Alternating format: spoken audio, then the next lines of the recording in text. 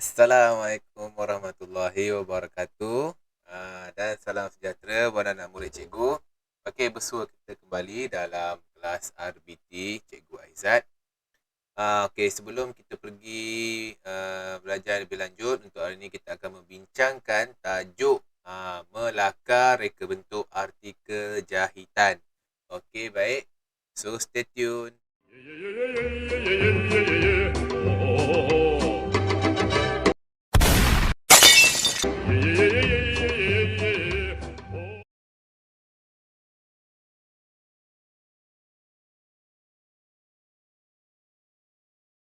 Baik, anak-anak murid cikgu. Nampak mata cikgu? Berkelip-kelip kan? Okey, untuk hari ini kita akan belajar tentang melakar reka bentuk artikel jahitan. Awak dah belajar sebelum ni tentang uh, mata jahitan asas, okey, alatan dan juga fungsi jahitan. So, hari ini kita akan mempelajari tentang cara-cara menghasilkan artikel jahitan, tetapi kita akan belajar belajar melakar reka bentuk jahitan dahulu ya. Okey, kita pergi kepada slide presentation. Okey, baik. Ini tajuk kita hari ini, melakar reka bentuk jahitan. Melakar reka bentuk artikel jahitan. Okey, artikel jahitan. Okey, sebelum kita pergi ke lebih lanjut, lebih jauh lagi, apakah awak punya objektif pembelajaran hari ini? Okey, yang pertama, okey, melakar reka bentuk artikel jahitan yang akan dihasilkan. Okey, ini objektif pertama. Selepas awak habis tengok video ni, selepas awak habis belajar tajuk ni, awak rasa awak akan dapat melakar reka bentuk artikel jahitan yang akan dihasilkan. Okey, yang kedua, menilai lakaran yang dipilih dan membuat penambahbaikan. Okey, ini adalah dua objektif pembelajaran untuk hari ini. Okey, anak-anak murid cikgu. Okey, jom kita pergi ke slide yang seterusnya. Okey, sebelum kita pergi ke lebih jauh, ke lebih dalam, ke lebih lanjut, okey, apa itu artikel jahitan? Kita dah belajar dulu sebelum ni, sewaktu mata jahitan asas, betul? Semasa mata jahitan asas, juga terangkan apa itu artikel jahitan, tapi hari ni kita imbas kembali, kita ingat kembali. Okey, artikel jahitan bermaksud sesuatu yang dihasilkan daripada kain ataupun fabrik melalui proses jahitan. Okey, nampak kat sini dihasilkan daripada kain ataupun fabrik melalui proses jahitan. Sama ada jahitan mesin ataupun jahitan tangan. Okey, yang penting satu fabrik, satu kain yang kita buat, kita hasilkan proses jahitan. Kita guna proses jahitan, sama ada guna jahitan tangan ataupun jahitan mesin. Itu adalah artikel jahitan. Apakah contoh-contoh artikel jahitan? Okay, jom kita tengok apa itu contoh-contoh artikel jahitan. Okey, yang pertama, okey ni sarung tangan. Okey, sarung tangan. Sarung tangan biasanya nak angkat periuk, nak ambil sesuatu daripada oven yang tengah panas. Ini artikel jahitan. Okey, kita jahit sarung tangan ni. Nampak bercorak-corak, okey? Seterusnya, bantal. Okey, bantal yang bercorak-corak ni pun artikel jahitan. Seterusnya, sapu tangan. Okey, sapu tangan. Nampak ada corak aiskrim. Okey, ada lagi macam-macam motif dekat sini. Okey, sapu tangan juga dikira sebagai artikel jahitan. Okey, seterusnya apron. Okey, apron juga sebagai salah satu contoh artikel jahitan. Kotak tisu. Okey, dan juga beg. Nampak beg yang sangat cantik ni pun kita kira sebagai artikel jahitan. Okey, baik. Sebelum kita pergi lebih jauh, okey, untuk menghasilkan artikel jahitan, kita kena ada proses ataupun langkah kerja. Okey, sebab apa? Apa-apa yang awak akan hasilkan mesti ada proses dia, mesti ada langkah kerjanya supaya awak punya produk akhir tu akan mendapat ataupun akan menjadi lebih baik. Okey, berkualiti. Okey, tidak rosak, tidak mudah rosak. Itu sebab kita kena ada proses ataupun langkah-langkah kerja. Sama juga seperti jahitan dan juga menghasilkan artikel jahitan. Kita kena ada langkah-langkah kerja. Okey, yang pertama langkah-langkah kerja kita adalah, sekejap, color. Okey, ini adalah yang pertama. Okey, menjanakan idea kreatif. Okey, menjanakan idea kreatif ataupun idea kreatif. Okey. Yang kedua, melakarkan beberapa reka bentuk artikel jahitan. Okey, yang kita tengok balik, menjanakan idea kreatif.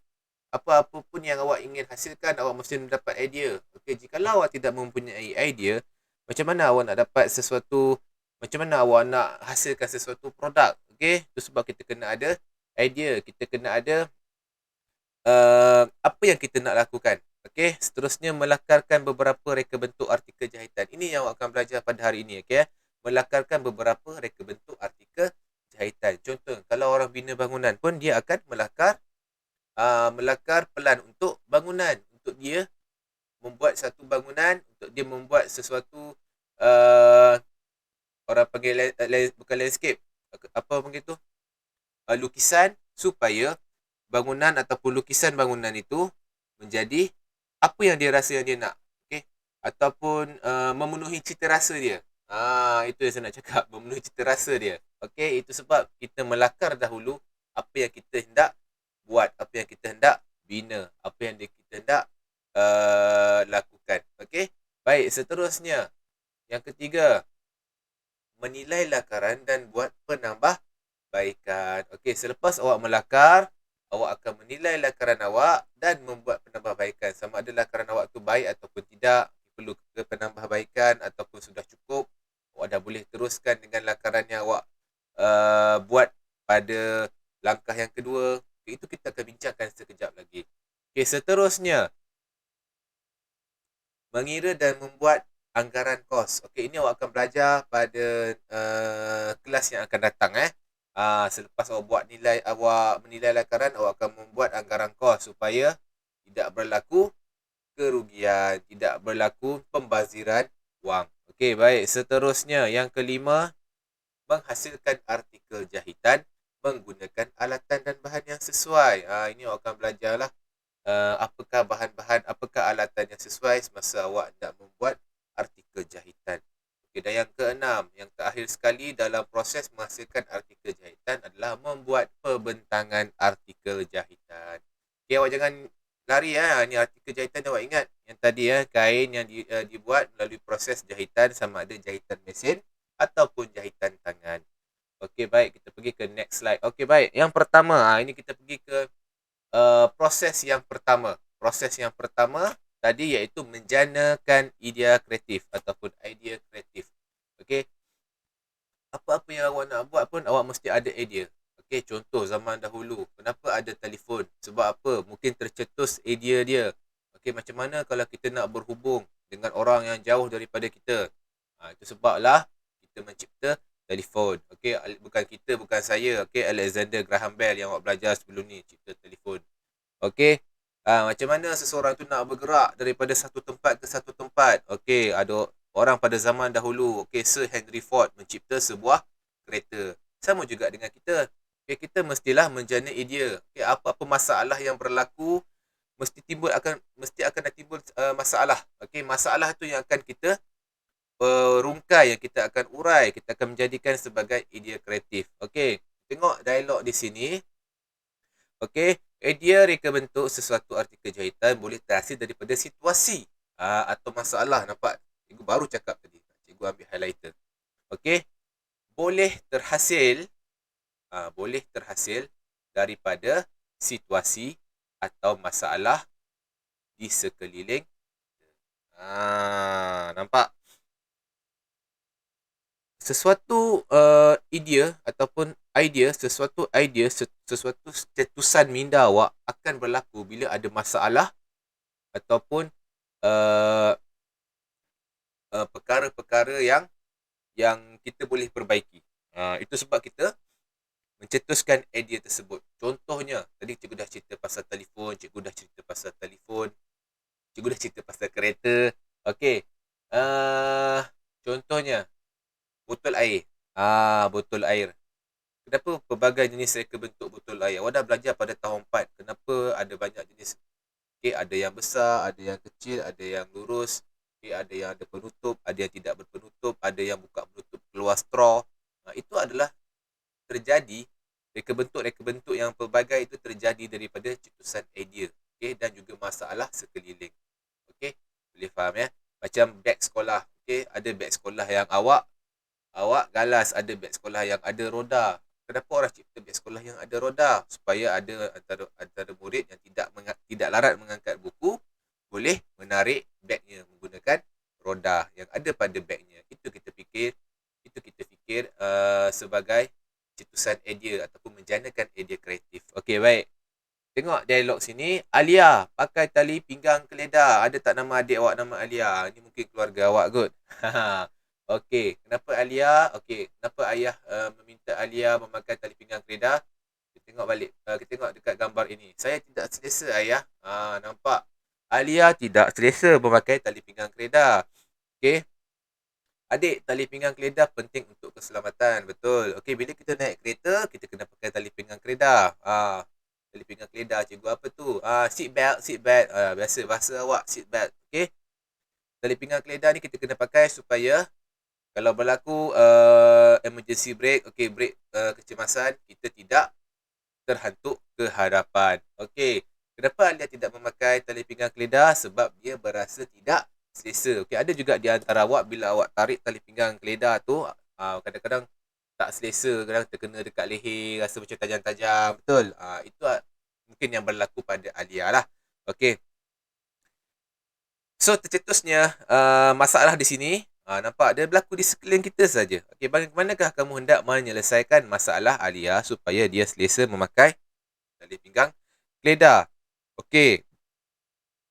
Apa kita nak buat? Apa kita nak buat? Kita nak buat sarung tali pinggang keledar. Okey, ini berdasarkan buku teks. Awak boleh tengok buku teks awak. Okey, buku teks pun semua dah dapat. Okey, kita nak buat sarung tali pinggang keledar supaya bila awak pakai tali pinggang keledar itu, awak berasa selesa. Okey, tidak berasa tajam-tajam. Okey, tersangkut dekat leher ke dekat mana. So, akan rasa selesa untuk memakai. Okey, baik. Seterusnya, bila kita dah cetuskan idea, okey, kita kena membuat satu lakaran. Okey, sebab apa? Sebab apa-apa pun benda yang dicipta ni mesti ada lakaran. Supaya perkara itu boleh, proses itu boleh berlaku dengan lancar. Supaya tidak berlaku kerosakan pada produk yang kita akan hasilkan. Okey, baik. Seterusnya, kita tengok. Okey, seterusnya, melakarkan reka bentuk. Okey, selepas awak mencetuskan idea, kita kena buat satu lakaran reka bentuk. Kita dah fikir kita nak buat sarung tali pinggang. Okey, sarung tali pinggang keledar ataupun alas tali pinggang keledar. So, kita perlu melakar. Macam mana? Okey, tengok dekat sini. Masalah dalam situasi tersebut boleh diatasi dengan menghasilkan menghasilkan reka bentuk artikel jahitan. Okey, iaitu alas tali pinggang keledar. Nampak? Alas tali pinggang keledar juga merupakan salah satu artikel jahitan. Okey, kita nak hasilkan alas tali pinggang keledar. Okey. Mari kita lakarkan idea reka bentuk tersebut. Nampak? Selepas dia rasa tak selesa, so dia rasa dia nak membuat satu alas tali pinggang keledar supaya bila kita pakai, kita akan rasa selesa. Okey, nampak dekat sini. Dekat slide awak, dekat skrin awak. Okey. Ada dua lakaran di sini. Ini adalah lakaran satu. Ini merupakan lakaran kedua. Okey, nampak ada dua lakaran. Dan awak tengok lakaran itu berbeza antara satu sama lain. Nampak lakaran satu dia cuba lukis. Okey. Ini dia cuba lukis. Ini adalah hasil lakaran akhir untuk lakaran satu. Okey, nampak? Okey.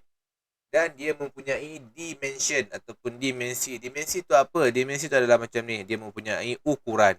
Okey, ukuran. Nampak? 25 cm, 25 cm. Okey, fabriknya bercorak. Hexagon. Okey, nampak? Okey, berbentuk. Nampak ada berapa segi dekat sini? So, ini dia menggunakan render. Okay, render tu macam kalau awak tengok dekat langsir ada macam ropol-ropol tu, ada macam kain-kain yang macam ombak tu, itu kita panggil sebagai render. Okey. Di hujung-hujung langsir kebiasaannya. Kalau langsir-langsir yang lama lah, langsir-lansir moden sekarang banyak pakai langsir-lansir yang jahit straight macam tu saja. Okey. Okey, di sini kita menggunakan velcro. Okey, velcro. Untuk anak-anak murid cikgu yang tak tahu apa itu velcro, okey, pernah tengok kasut sekolah? Kasut sekolah yang tiada, bukan kasut yang bertali, kasut yang tidak bertali yang zrap. Itu velcro lah tu. Yang putih tu, yang melekat tu, itu kita panggil sebagai velcro. Okey, baik. Ini lakaran pertama. Lakaran pertama dilukis berbentuk hexagon. Ini adalah untuk dia punya orang panggil cetusan idea dia untuk yang lakaran yang pertama. Untuk lakaran yang kedua, dia membuat seperti seolah-olah cikgu mu tak nampak macam mana rupa apa ni, tapi dia berbentuk, apa kita boleh cakap, bentuk apa ni? Cikgu mu tak nak cakap bentuk apa, tetapi dia ada garis dekat sini dan dia cuba membuat lengkungan.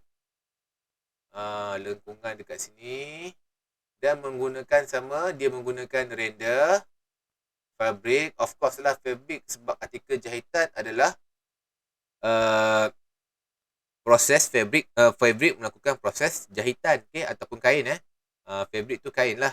Okey, dan juga velcro. Velcro ni cikgu dah terangkan tadi apa itu velcro, dan dia membuat beberapa ukuran di sini, 5 cm, 20 cm cm dan 20 cm di bahagian tepi dia, dan dia meletakkan render. Ini kita panggil sebagai melakar reka bentuk. Okey, supaya kita dapat satu, orang panggil satu bayangan yang jelas apakah produk kita. Okey. Dan yang terakhir, dia ada juga membuat lakaran yang ketiga. Lakaran yang ketiga jadi memanjang sedikit. Nampak ni lakaran yang pertama dilukis. Lakaran yang kedua ditambah sisi. Dan lakaran yang ketiga dia letak render dekat atas dan juga bawah. Okey, velcro di bahagian sisi dan juga dia menggunakan fabric. Tetap ini ukuran dia sama, 20 cm dan juga 8 cm. Okey, baik. Boleh faham? Ini adalah lakaran. So, bila awak buat lakaran ni, awak kena pelbagaikan lakaran supaya di akhir nanti awak dapat menghasilkan satu lakaran yang baik. Lakaran yang berkualiti ataupun produk yang berkualiti. Okey, cuba awak tengok murid di sebelah tu. Okey, kita boleh menghasilkan sekurang-kurangnya 2 lakaran idea jika projek ini dihasilkan secara individu. Kalau awak sorang-sorang buat, awak boleh hasilkan 2 lakaran. Tetapi kalau jika berkumpulan, setiap ahli mesti menyumbangkan 1 lakaran idea. Okey, ini tidak. Okey, bila ada satu kumpulan tu seorang tu cuba, yang lain-lain tak cuba orang panggil take part. Jadi susahlah. Okey, bila awak tidak apa orang panggil tu,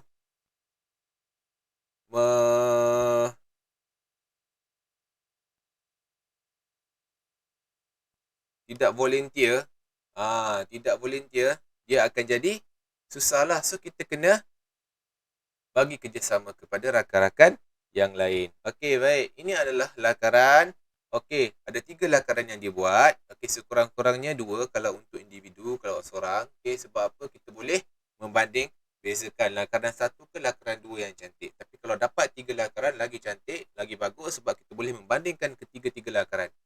Okey, baik. Kita pergi ke next slide. Okey, setelah kita membuat lakaran, kita mesti menilai lakaran dan membuat penambahbaikan. Okey, supaya apa? Okey, kita tengok. Kita boleh memilih lakaran terbaik berdasarkan beberapa idea. Okey, kita baca dekat situ berdasarkan beberapa idea. Kita juga boleh menggabungkan ciri-ciri menarik yang terdapat dalam lakaran untuk dijadikan satu lakaran terbaik. Nampak? Ketiga-tiga lakaran tadi, ketiga-tiga lakaran, kita ambil, kita gabungkan. Okey, bila kita gabungkan, kita akan dapat satu hasil lakaran yang sangat baik. Okey. Kejap kita repen. Okey, ini adalah lakaran terbaik. Okey, lakaran terbaik, tengok sini. Dia buat apa lakaran terbaik ni? Lakaran terbaik ni adalah lakaran gabungan daripada lakaran 1 dan juga lakaran 2. Okey, lakaran 1 dan lakaran 2 digabungkan dan dia mendapat satu lakaran terbaik. Okey. So, ini adalah lakaran. Lakaran mestilah dia menyerupai bentuk ataupun tidaklah menyerupai betul-betul. Okey. Sekurang-kurangnya awak nampak bayangan apakah produk yang awak akan hasilkan. Apakah jenis ataupun bentuk artikel jahitan yang awak akan hasilkan. Okey. So, dia menggunakan tiga perkara ni. Render, fabric dan juga velcro. Okey, dan ini adalah ukuran dia 25 cm. untuk panjang, 20 cm untuk lebar dan juga tambah lagi 5 cm di bahagian ujung. Okey, baik. Boleh faham. Itulah lakaran. Kalau tak silap saya tahun lepas pun awak ada buat projek matematik, okey, untuk menghasilkan bentuk tiga tiga dimensi 3D. Bukan, itu darjah darjah 3. Okey, maafkan saya. Okey. Ini darjah 5. So, awak ada buat juga berasaskan projek pada tahun lepas. So, benda ni pun sangat berkait rapat. Okey, baik. Seterusnya, kita hendaklah menilai lakaran terbaik yang dipilih. Contoh menilai lakaran yang telah dipilih adalah seperti berikut. Contoh menilai lakaran yang telah dipilih. Okey, nampak dia bagi elemen dan juga dia bagi huraian. Okey, elemen tu apa yang ada. Kita dah belajar benda ni. Kita dah belajar pada tahun 4. Okey, rupa, ruang, saiz dan juga nilai. Okey, sebab apa kita kena ada benda ni? Kita nak tengok ada penambahbaikan tak perlu kita buat. Okey, cacat ke tak lakaran kita ni? Cacat ke tidak produk kita ni? Tu sebab kita kena buat penilaian ini. Okey, baik. Rupa, reka bentuk. Okey, sesuai ke tidak sesuai? Okey, dia tanda sini tidak sesuai. Sebab apa? Ubah reka bentuk artikel jahitan supaya sesuai dengan fungsinya. Maksudnya, artikel yang ini, yang dia buat ni, okey, yang dia buat ni tidak sesuai reka bentuk dia ataupun rupa dia. Sebab apa? Tidak sesuai digunakan pada tali pinggang. Mungkin kita tengok. Okey, ruang. Ruang pemakaian tali pinggang keledar. Okey, sesuai. Dia rasa sesuai. Mungkin ruang ni kita panggil fit lah dengan tali pinggang keledar. Sesuai dengan tali pinggang keledar. Okey, seterusnya saiz. Saiz artikel jahitan dengan lebar tali pinggang keledar. Okey, dia bagi dekat sini tidak sesuai dekat borang penilaian dia. Sebab apa? Besarkan saiz artikel jahitan supaya lebih selesa ketika memakainya. Okey, sebab apa kita buat artikel jahitan ni? Sebab Alia tak selesa tadi. So, kalau kita buat saiz yang kecil, sama juga, tak selesa juga. Sebab kita besarkan saiz artikel jahitan. Okey, seterusnya nilai corak pada permukaan fabrik. Okey, dia kata sesuai. Sebab apa? Mungkin ada corak-corak yang memenuhi nilai dan juga cita rasa dia. Okey, seterusnya selepas itu lakaran tersebut perlu ditambah baik sebelum dijadikan panduan menghasilkan artikel jahitan. Okey, lepas awak dah buat penilaian ni, awak buat pula tambah baik satu lagi lakaran supaya awak mendapat satu lakaran yang betul-betul untuk digunakan dan juga untuk menghasilkan artikel jahitan ataupun produk akhir awak. Okay, so ini adalah dia punya lakaran terakhir. So hasil lakaran yang telah dinilai dan ditambah baik. Inilah lakaran dia. Okay, yang di bawah ni. Okay, dia dah tambah baik. So dia menggunakan render juga, velcro dan juga fabric. Cuma dia kali ni dia buat bentuk segi 4. Okay, sebelum ni dia buat bentuk bersegi sedikit, betul? Okay, bentuk yang ada corak sikit. Yang ni dia buat bentuk segi 4 sama. Okay, sebab mungkin sesuai dengan tali pinggang. Apabila kita lekatkan dia. Kita lekatkan dia sesuai lah. Okay, baik. Tengok anak murid perempuan ni berkata, kawan-kawan, semasa kita membuat penilaian dan penambahbaikan terhadap lakaran terbaik, kita perlulah bersikap rasional. Sekejap, cikgu ambil highlighter, cikgu. Okay. Semasa membuat penilaian dan penambahbaikan, kita perlulah bersikap rasional dan tidak berat sebelah. Apa itu rasional? Okay, kita kena bersikap rasional ni adalah munasabah. Okay, kita kena bersikap munasabah. Apa munasabah, cikgu? Munasabah pun saya tak faham. Okay, kita kena bersikap logik lah. Logik contohnya, bila awak buat artikel jahitan untuk tali pinggang, alas tali pinggang ni, takkan awak nak letak situ, okey, tali pinggang ini boleh mengeluarkan gas oksigen. Mana ada. Okey, melainkan awak masukkan tong oksigen dekat situ. Okey, ataupun tali pinggang ni boleh mengeluarkan aircon. Itu tak logik lah, tidak rasional lah, betul. Okey, bila awak buat tu, awak letak render, fabric, velcro tu, itu rasional lah, sesuai lah dengan kain. Ini tidak. Okey, cikgu, saya rasa dekat alas tali pinggang ni saya nak letak paku.